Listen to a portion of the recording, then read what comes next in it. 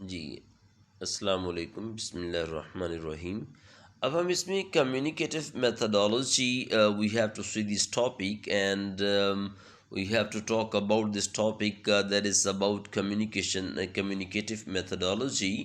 So LTM language teaching methodology में at first हमने introduction में उसकी डेफिनेशन की language teaching methodology, what is LTM, what is language teaching methodology, और फिर डिफरेंट टाइप ऑफ मेथडोलॉजीज़ हमने मेंशन की, और then different kind of methods को हमने ओरल मेथड, डायरेक्ट मेथड, और उसके बाद audiolingualism, this is we have discussed, and the two things that we have discussed that are very important concepts: reform movement and communicative approach. ये हमने पीछे इसमें methods में हमने डिस्कस की थी कि दो चीज़ें इसमें बड़ी इंपॉर्टेंट मेथड्स में, एक रिफॉर्म मूवमेंट जिसको चैलेंज मिला था जीटीएम मेथड से, और दूसरा था communicative approach. Second one was communicative approach.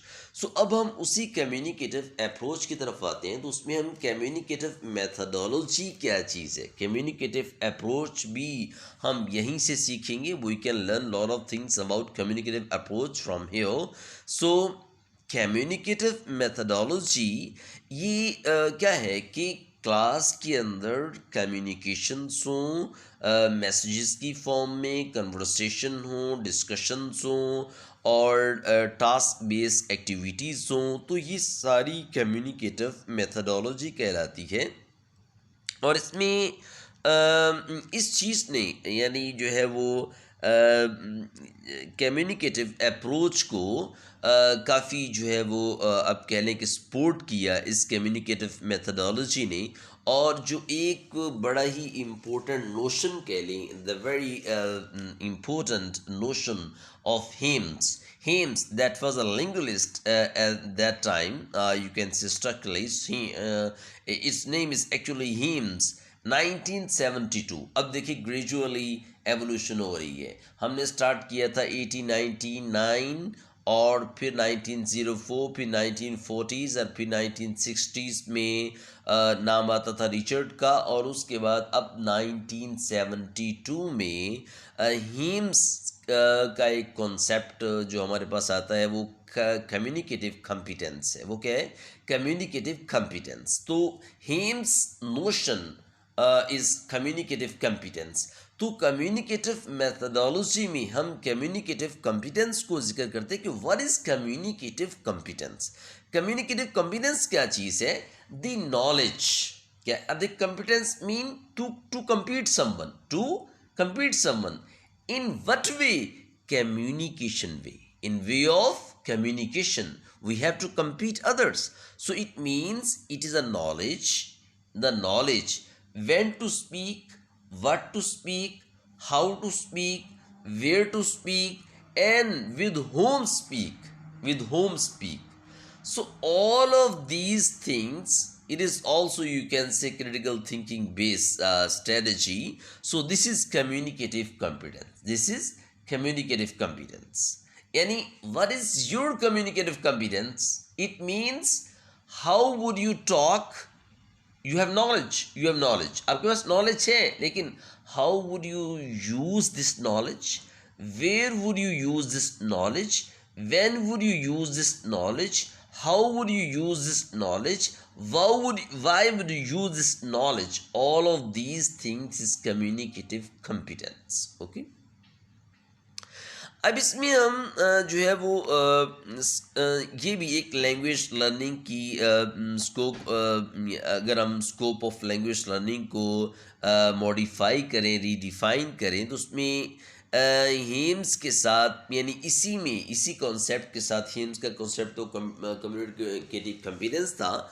फिर इसमें दो लिंग्विस्ट्स जो स्ट्रक्चरलिस्ट कह लें, लिंग्विस्ट कह लें, और मिले, कैनेल और स्वेन, दो लिंग्विस्ट। और ये 1980s में कैनेल और जो स्वेन, टू साइंटिस्ट, इसके साथ टू जो स्ट्रक्चरलिस्ट मिले, तो उन्होंने एक बड़ी मेजर री इवेल्यूएशन ऑफ क्यूरिकुलर ऑब्जेक्टिव्स की दी थी। करिकुलर ऑब्जेक्टिव्स की एक री एवेल्यूएशन उन्होंने की थी, प्रॉम्प्टेड अ मेजर री एवेल्यूएशन ऑफ करिकुलर ऑब्जेक्टिव्स कि हमारे क्यूरिकुलम के, हमारे निसाब के, हमारे सिलेबस की उसकी ऑब्जेक्टिव्स क्या होने चाहिए, इसके इन्होंने री इवेल्यूएट किया था, असेस किया था।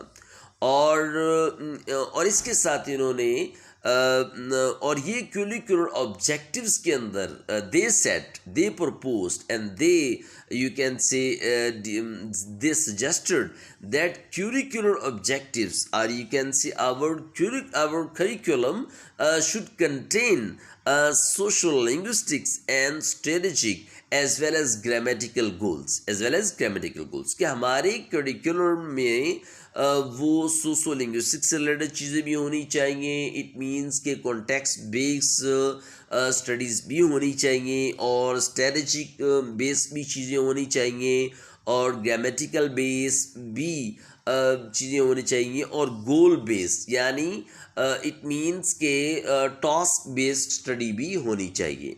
तो ये कॉन्सेप्ट इसने दिए थे, यानी कम्युनिकेटिव कॉम्पिटेंस के साथ जो मज़ीद इन्होंने आगे कंट्रीब्यूशन की थी, आगे इन्होंने जो प्रेजेंटेशंस दी थी, वो है री इवेल्यूशन ऑफ करिकुलम ऑब्जेक्टिव्स। वो क्या है? री इवेल्यूएशन या आप कह लें री असेसमेंट, री इवेल्यूएशन ऑफ करिकुलर ऑब्जेक्टिव्स। और इसमें उन्होंने to include the new things that is strategic, sociolinguistics and grammatical and goals oriented, result oriented methodologies इन्होंने इंट्रोड्यूस करवाई थी, ठीक है, यानी करिकुलम के अंदर। तो ये कम्युनिकेटिव मेथडोलॉजी में communicative competence is very important term, you have to keep it in your mind. इसमें हम देखते हैं कि नेक्स्ट इसको हम इसके आउटकम्स कर लेते हैं। ये जो है कि इसके आउटकम्स क्या थे कि इसके जो है वो आउटकम्स क्या थे। एक तो हम इसमें या आप कह लें कि goals of method, goals of communicative competence के गोल्स क्या थे, इसके ऑब्जेक्टिव्स क्या थे, इसके आउटकम्स क्या थे। एक तो इसमें हम फोकस करते हैं, फोकस ऑन कम्युनिकेटिंग मैसेजेस। इसमें हम कम्युनिकेटिंग मैसेजेस पे फोकस करते हैं और ये कम्युनिकेटिंग मैसेजिंग पे फोकस करना ये बिल्कुल ऑपोजिट है रिहर्सिंग स्ट्रक्चरल पैटर्न्स। यानी instead of rehearsing on structural patterns we have to focus on communicating messages. We have to focus on communicative messages instead of focusing, or you can say rehearsing structural patterns. Okay. और next है कि ऐसी activities created the need for activities which you can say activities that is knowledge based activities, or you can say information gap tasks, or you can say task based learning teaching। ऐसी activities हो कि that contains you can say task based learning strategies। okay, simply we can say so in order to practice। अभी third one चीज़ क्या, पहली क्या थी कि इन्होंने कम्युनिकेटिंग मैसेजेस पे फोकस किया, पहली चीज़, ठीक है। इसके जो गोल्स हैं communicating messages, okay, instead of rehearsing structural pattern, कि सिर्फ स्ट्रक्चरल पैटर्न्स को रिहर्सिंग ना करें, उसकी प्रैक्टिस नहीं करें, बल्कि कम्युनिकेटिंग मैसेजेस पे फोकस करें। और सेकंड वन जो है वो नीड फॉर एक्टिविटीज़ के टास्क बेस्ड एक्टिविटीज़ को इंट्रोड्यूस करवाया। और तीसरी इसके आउटकम्स में हम कहते हैं कि practice of formal functional language. In order to practice functional language, you can say role plays, or you can say stories making concept and using plays in form of talking, conversation, communication, that was you can say that became a standard practice। वो क्या बन गई? Standard practice बन गई कि हम stories के तरीके से फंक्शनल जो ग्रामर के स्ट्रक्चर्स हैं उनको याद करवाते हैं, कि प्रैक्टिकली स्टोरी बनवाते हैं या हम जो है वो प्लेस लिखवाते हैं या उनको उससे इनकी प्रैक्टिस करवाते हैं कि कम्युनिकेशन के ज़रिए से जो है वो ये चीज़ हासिल की जा सके कि कैसे सिर्फ grammar rules active and passive voice tense structures narrations को रट्टा नहीं बल्कि how to use functional language okay properly in a communicating way in a you can say proper use how we can use it और तीसरी चीज़ इसके हम जो है वो इसको हम आप कह लें कि ऑब्जेक्टिव्स हैं कि कम्युनिकेटिव कॉम्पिटेंस की ऑब्जेक्टिव्स क्या हैं कि इसके ऑब्जेक्टिव्स ये थे कि द कैपेसिटी यानी इट मीन्स के to build a capacity in anyone to communicate one's meanings irrespective of formal accuracy. We don't care for formal accuracy in these things. We don't care for. हम इस पे कोई तवज्जो नहीं देते कि ये ग्रामेटिकल या टेंस बिल्कुल ठीक है या फॉर्मल एक्यूरेसी जो हम रवायती तौर पर आप कह लें कि जैसे कि इनफॉर्मल और फॉर्मल वे में डिफरेंस होता है in the same way formal accuracy कि ये फॉर्मल भी है या नहीं इस पे हम we don't care for this हम तवज्जो नहीं देते बल्कि ग्रामेटिकली करेक्ट है इट्स राइट बस it's right it's okay okay so we focus on you can say communicating one's anyone's meanings okay हम मीनिंग्स पे फोकस करते हैं कम्युनिकेट anyone's meanings तो ये कैपेसिटी बिल्टअप करना ये इसके ऑब्जेक्टिव्स में से और दूसरा ये कि फ्लुएंसी वाज प्रायोरिटाइज्ड के प्रायोरिटाइज्ड इसमें फ्लुएंसी को प्रायोरिटी दी जाती है not you can say only focus on the formal ways and only focus on the sentence patterns no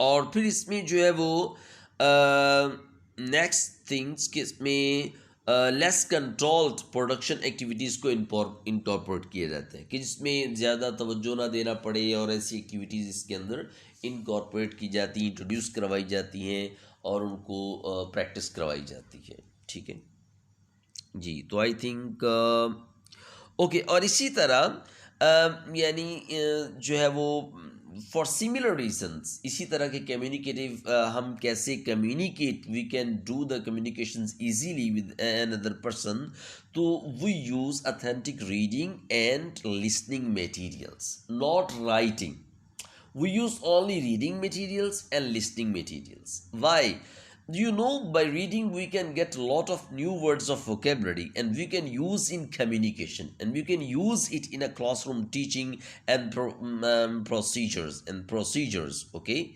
so to minimize the difficulties of these okay so that's why we use skimming and scanning two strategies in reading while we read any essay any paragraph we use these two type of strategies skimming and scanning okay so this is यानी you can say कि हमने reading और listening materials को authentic reading और listening material को use किया रहता है क्लासरूम प्रोसीजर्स क्लासरूम्स के अंदर इन डिफ़िकल्टीज़ को कम करने के लिए जो प्रॉब्लम्स हैं उनको कम करने के लिए और इसके लिए हम फिर रीडिंग का जब आता है तो उसमें हम स्किमिंग और स्कैनिंग ज़्यादा करवाते हैं और लिसनिंग मटेरियल को ज़्यादा यूज़ किया रहता है कि लिसनिंग से बच्चे जल्द चीज़ को ऑब्जर्व करते हैं आप जानते हैं बच्चा 2 से 3 साल तक जब छोटा होता है तो वो listen again and again again again over and over and then after 2 years